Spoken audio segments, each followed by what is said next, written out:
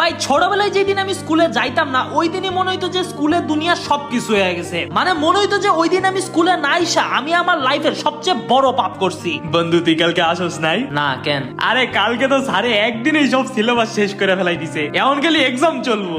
ও nice. আর কালকে তো স্যারে রকেট বানানি এক্সপেরিমেন্ট করছিল, আমরা তো সবাই রকেটে চড়ে চাঁদে ছবি টবি তুললে আবার ব্যাক আইসা পড়ছি। ওকে। আর কালকে তো ভাই আমাদের রকেট নিয়ে চাঁদে যাওয়ার খবর হইন না, মুকেশ আম্বানি আমাদের স্কলারশিপ হিসেবে আমাদের সবাইরে ঢাকায় 10 কাঠা জমি আর 5 তলা ফ্ল্যাট দেয়া গেছে ভাই। আর ভাই তোর ক্রাশ আসলো না লামিয়া, হে ওই 10 কাঠা জমি পাইয়া ওই জমি বেচা আমরা ক্লাসের বটলা ফকরুল আসলো না, হের লোকে বিদেশে ভাই গেছে গা। কয়দিন পরে এর বিয়া।